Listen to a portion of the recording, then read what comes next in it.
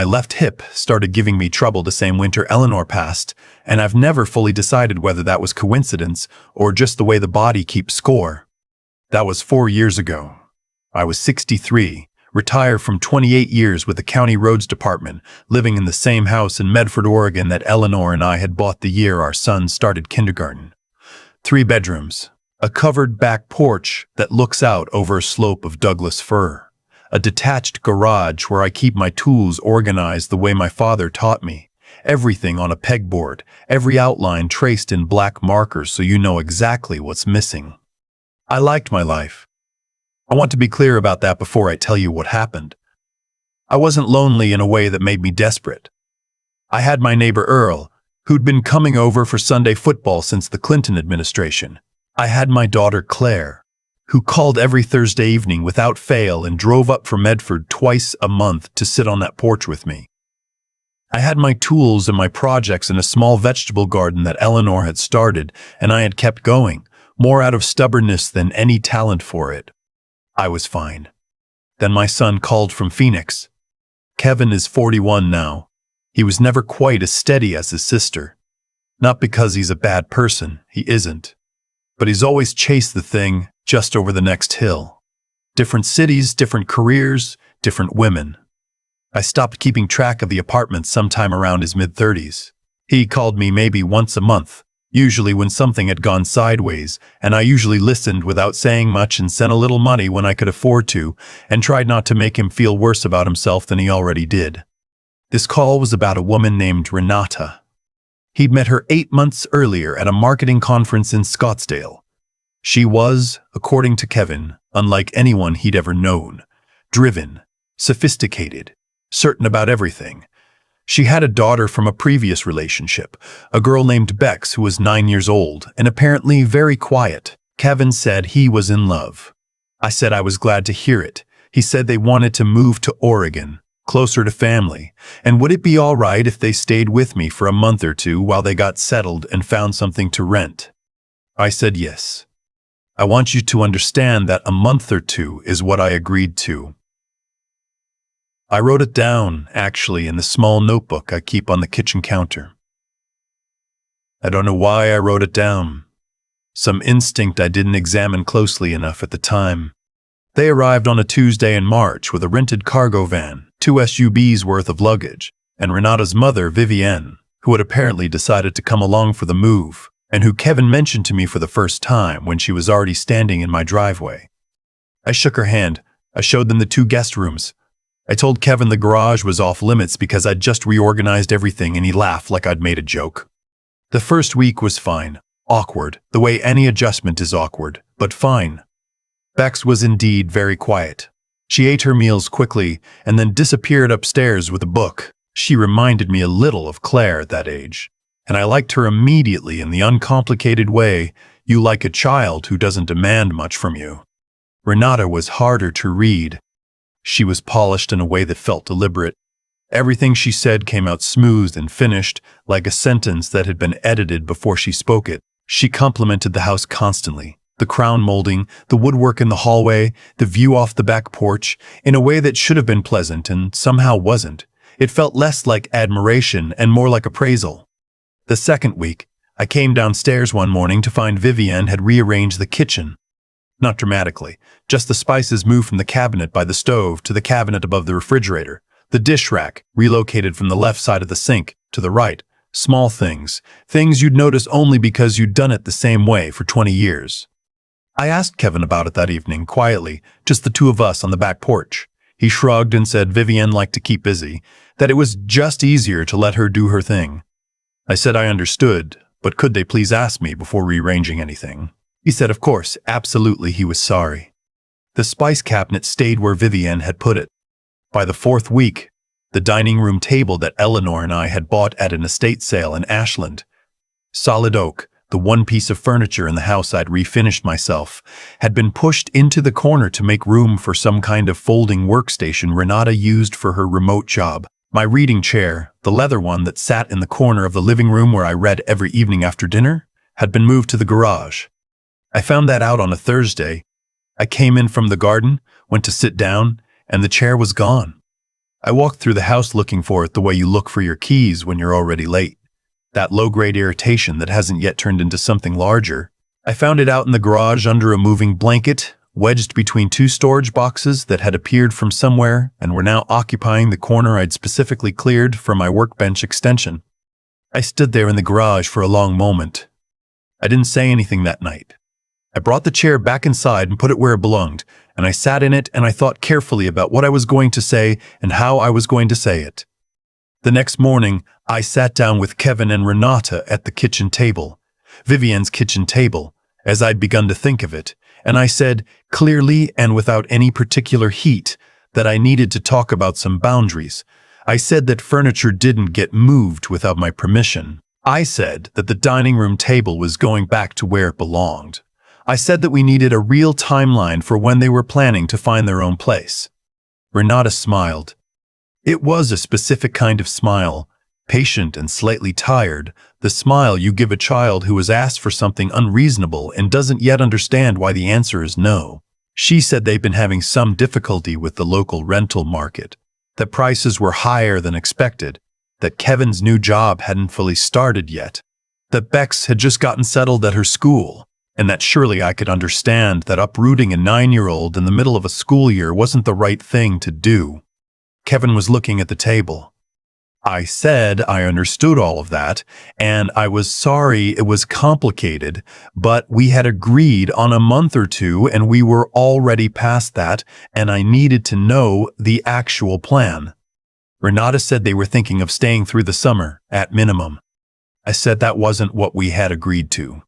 She said, and I want to get this exactly right because I've replayed it many times. You have 3 empty bedrooms, Conrad. We're not a burden. We're family. Conrad is my name. She said it the way you say a word you're slightly impatient with. I looked at my son. He was still looking at the table. I excused myself, went upstairs, and called my daughter. Claire didn't say I told you so, which I appreciated because she had in fact told me so. Not about Renata specifically, but about Kevin's pattern, which she understood better than I did and had been watching longer. She asked me what I wanted to do. I said I wasn't sure yet. She said whatever I decided, she'd help me see it through. That was enough for that moment. I had a friend named Sid who'd retired from the county the same year I did. He'd spent the last 15 years of his career doing code enforcement, and before that he'd been a paralegal for a firm that handled landlord-tenant disputes. I called him the next morning. Sid said the first thing I needed to understand was that in Oregon, once people have been living somewhere long enough and the threshold is shorter than most people think, they acquire tenant protections, regardless of any verbal agreement, regardless of the fact that they're family, regardless of anything. He said it wasn't impossible to remove them, but it wasn't as simple as asking them to leave and having them go. He said I needed to start a formal paper trail immediately. I asked him what that meant specifically. He walked me through it. Written notice. Proper documentation. If they didn't leave voluntarily after proper notice, I'd have to file for eviction through the court. He said if there was anything I suspected about their intentions or their finances, now was the time to find out, because that information would matter. I thanked him and sat with that information for 2 days. What I suspected, what I hadn't let myself fully articulate until Renata smiled at me that way at the table, was that this was not improvisation. Kevin was impulsive and easily led, and I think he genuinely thought this was a temporary situation that had gotten complicated. But Renata had a quality of steadiness about her, even when she was doing something that should have felt risky, that made me think she had done something like this before. The way she moved through my house, the way she spoke to me about it, the patience of someone who knows how a thing ends. I hired a private investigator named Mr. Wark. He came recommended by Sid. He was former law enforcement, very quiet, asked exactly the questions he needed to ask and no others. I told him I wanted to know everything about Renata's background. Financial, legal, whatever was public record. I told him I was willing to wait for accuracy over speed. He called me 11 days later. Renata had been involved in a civil dispute in California 4 years earlier. A man in his late 60s, widower, homeowner. She had moved in under similar circumstances, a short-term arrangement with a boyfriend, and remained for 14 months before a formal eviction was completed. The man had filed a civil claim alleging that certain personal property had gone missing during her tenancy. The claim had been settled out of court, with terms neither party could discuss. The boyfriend from that situation was not Kevin. There had been a different boyfriend. I sat with that for a long time. I called Sid back. I told him what I'd found. He said it didn't change the process, but it changed how hard I needed to push, and I should push hard, and I should do it now. I served them written notice on a Wednesday morning. I'd had a local attorney, a woman named Ms. Abernethy, who Sid had recommended, prepare the document to make sure it met every legal requirement under Oregon landlord-tenant law. I placed it on the kitchen table at 7 in the morning, before anyone else was up, and then I sat in my reading chair with a cup of coffee and waited. Kevin came downstairs first. He read it. He went very still in the way he's gone still, since he was a boy when something has genuinely surprised him, when the thing he didn't want to confront has arrived anyway. He looked at me, and I looked at him, and I said quietly, "I want you to read every word of that." Renata came down 20 minutes later. She read the document. She set it back on the table. She looked at me with the same patient expression she'd used before, and then I think she expected silence, or guilt, or negotiation. She said, "Conrad, you can't be serious. This is not how families treat each other." I said, "I gave you the address of a family law clinic downtown in case you need help understanding your options. You have 30 days. She said, "We'll fight this." I said, "You're welcome to." I wasn't angry. I want to be clear about that too. What I felt was something closer to the feeling you get when a storm you've been watching on the horizon for days finally arrives. Not relief exactly, just the recognition that the waiting part was over. Kevin came to find me that afternoon in the garage. He stood in the doorway, and he looked smaller than he has in years, and he said he was sorry. I told him I believed him. I told him the apology wasn't sufficient on its own, and that he knew that, but that I believed he meant it. He asked me if we were going to be okay, the two of us. I told him that depended on what he chose to do next. He moved out within the week. He stayed at a motel on the highway for a few days, then rented a room in a house share with a guy he knew from work. He called me from there, and we talked for a long time. The longest real conversation we'd had in years, probably. He said he had known about California. I believe that too, or most of it. I told him he needed to be more careful about who he let tell him where his life was going. Renata did not move out. She and Vivienne and Bex remained. She retained a tenants' rights advocate, which she was legally entitled to do, and which I had anticipated, and the advocate sent a letter to Ms. Abernethy challenging certain procedural aspects of my notice. Ms. Abernethy responded. I filed for eviction through the court. The hearing was on a Thursday in late May. I wore the sport coat Eleanor had bought me for our 35th anniversary, the charcoal one that I almost never have occasion to wear. I drove myself. I was there when the courthouse opened. Renata's advocate argued that the initial invitation constituted an implied long-term arrangement, that there had been no written lease specifying a termination date, and that my client had made substantial contributions to the household. Miss Abernethy presented the written notice, the timeline, and Mr. Rourke's documentation of the California matter, which was public record and therefore admissible as context for the court. The judge asked Renata directly whether she had been a party to a civil settlement in Sacramento County in 2021 involving a residential tenancy dispute. Her advocate tried to object on relevance grounds. The judge said she'd decide what was relevant. Renata confirmed it. The eviction was granted. They had 30 days to vacate. On the last day of those 30 days, I changed the locks. Miss Abernethy had advised me to wait until the deadline had passed and then do it promptly, so there was no question of the timing. I stood on my porch and watched a moving van back down my driveway, and I felt something I still don't have quite the right word for. Not triumph. More like the feeling at the end of a very long project when you finally put your tools away. I checked every room after they left. The guest bedrooms, the hallway closet, the space under the bathroom sink. Renata had taken certain things I didn't immediately identify. Small things, a good flashlight, a set of socket wrenches from the garage, a lamp from the upstairs hallway that had been Eleanor's mother's. I documented everything with photographs and sent the list to Ms. Abernethy. She sent a demand letter. Renata's advocate did not respond. We filed a small claims action. We won that too. The oak table is back where it belongs. My reading chair is in its corner. The spices are back by the stove, where I can reach them without moving a step from the burner. Claire came up the weekend after everything was settled, and we sat on the back porch and I made the soup Eleanor used to make on cold evenings, the one with the smoked sausage and white beans that takes most of an afternoon and fills the whole house. We didn't talk about Renata very much. We talked about Kevin, who was still in Medford, still working his new job, calling me on Sundays now, which was new. We talked about what the garden needed. At some point, Claire asked me how I was doing, really. I said I was tired. She said that was fair. I said I thought I was also okay, which was different from before in a way I couldn't fully explain. The Douglas firs were going orange at the top with the last of the evening light. Earl was somewhere behind his fence doing something that involved a power saw and some mild swearing. Everything smelled like the soup and like October. I didn't say anything else for a while. I didn't need to. What I know now that I didn't let myself know before is this. Kindness is not the same as openness. You can be generous without handing someone the keys to everything you've built. I let them in because Kevin is my son and I love him and I don't regret that. But I waited too long to protect what was mine, and I won't make that mistake again. The notebook on the kitchen counter still has that entry for March.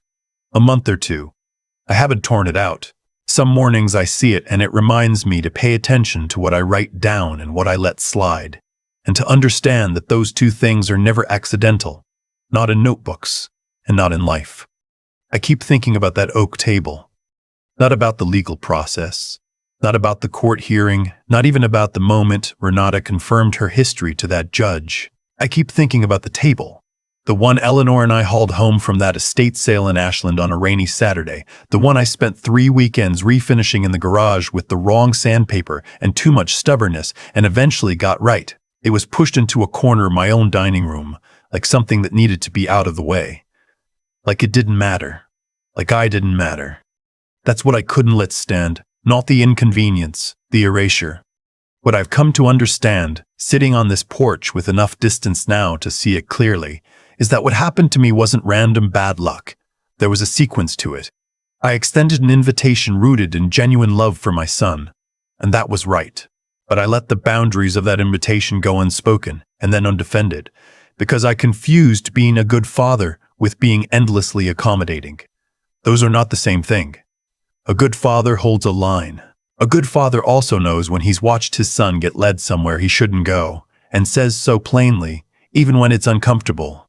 Kevin needed me to hold that line, not for my sake alone, for his. Because the person who lets someone walk over him is also teaching the people watching him that it's acceptable to walk over others. That's not a lesson I wanted to leave my son with. What I know about Renata now is that she was counting on a particular version of me. An older man, alone, too proud to admit he needed help, too guilty about his son's failures to push back against his son's choices. She had tested that version of a person before, and it had worked. She understood how to be patient, how to let the situation settle around her until it felt permanent, how to use the language of family against the very person whose family it was. What she didn't account for was that I had spent 63 years building the ability to think clearly when I was angry. That takes time. It doesn't come from reading a book. It comes from failing to do it when you were younger and learning the cost and deciding you won't pay it again. It comes from watching Eleanor face hard things without flinching and understanding that composure is not coldness.